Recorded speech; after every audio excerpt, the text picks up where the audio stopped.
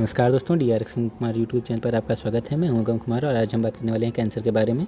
सबसे पहले जानते हैं कैंसर क्या होता है। कैंसर एक प्रकार की बीमारी है जिसमें बॉडी के सेल्स जो होते हैं वो बिना किसी कंट्रोल के ग्रो कर रहे होते हैं। ग्रो करते करते कई एक मास बना लेते हैं जिसे ट्यूमर कहा जाता है। ये ट्यूमर दो प्रकार का होता है, मैलिग्नेंट ट्यूमर और बेनिग्न ट्यूमर।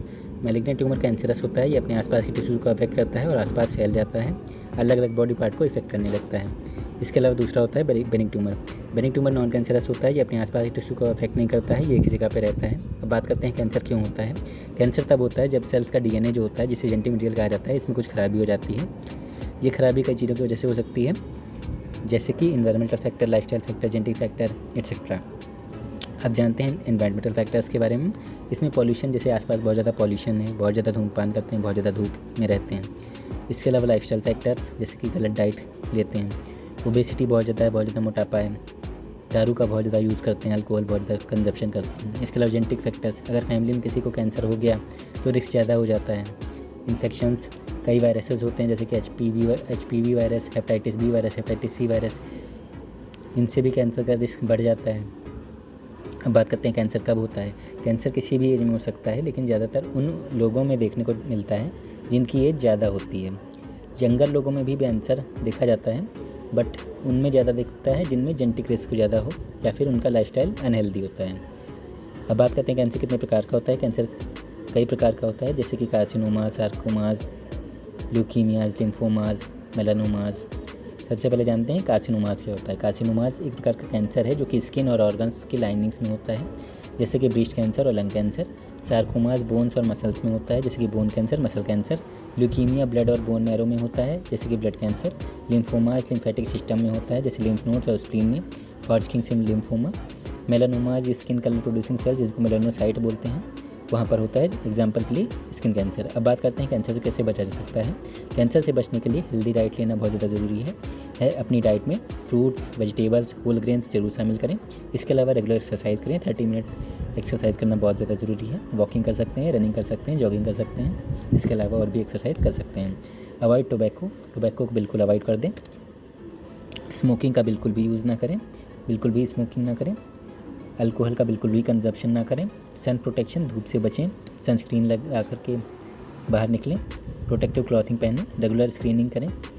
रेगुलर स्क्रीनिंग का मतलब है हेल्थ चेकअप्स कराएं, कैंसर की जांच कराएं।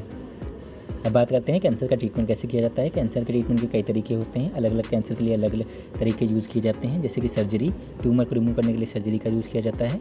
Radiation therapy, high energy rays जैसे कि एक्सरे का यूज़ कैंसर सेल्स को डिस्ट्रॉय करने के लिए किया जाता है। कीमोथेरेपी का यूज़ किया जाता है। कीमोथेरेपी में मेडिसिन के थ्रू कैंसर सेल्स को किल किया जाता है, जैसे कि कॉमन ड्रग्स होती हैं, जैसे कि साइक्लोफॉस्फामाइड, डॉक्सोरूबुसिन, मिथोट्रेक्सेट एट्सेट्रा।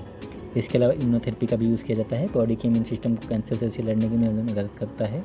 इसके अलावा hormonal therapy, hormonal sensitive cancers को ट्रीट करने के लिए हार्मोनल थेरेपी का यूज़ किया जाता है, जैसे कि ब्रेस्ट कैंसर।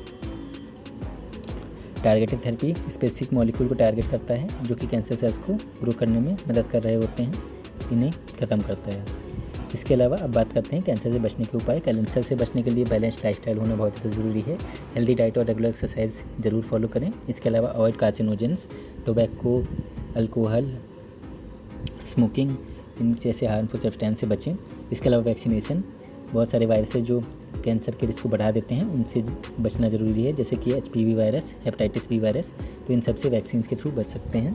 इसके अलावा अर्ली डिटेक्शन, रेगुलर चेकअप कराना बहुत ज़्यादा ज़रूरी है। स्क्रीनिंग कराना बहुत ज़्यादा ज़रूरी है, जिससे अर्ली डिटेक्ट हो जाए अगर कैंसर है तो, और टाइम से ट्रीटमेंट किया जा सके। अब बात करते हैं कैंसर के लक्षण क्या होते हैं।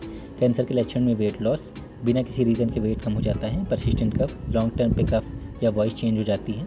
इसके अलावा अनयूजुअल ब्लीडिंग, स्टूल में, यूरिन में या फिर वजाइनल ब्लीडिंग हो रही होती है। एबनॉर्मल लम्प्स, बॉडी में न्यू लंप या फिर स्वेलिंग हो जाती है, सूजन हो जाती है। परसिस्टेंट पेन, किसी पार्टिकुलर एरिया में बहुत ज़्यादा पेन हो रहा होता है। अब बात करते हैं कि कब डॉक्टर से मिलना चाहिए। अगर आपको इन सिम्टम्स में से कोई भी सिम्टम्स फील हो रहा है या फिर आपको कैंसर का रिस्क फैक्टर है तो तुरंत डॉक्टर से मिलना चाहिए। अर्ली डिटेक्शन से ट्रीटमेंट इफेक्टिव होता है और रिकवरी चांसेस बढ़ जाते हैं। अगर आपको ये वीडियो हेल्पफुल लगा हो तो लाइक करें, शेयर करें, सब्सक्राइब करें। धन्यवाद।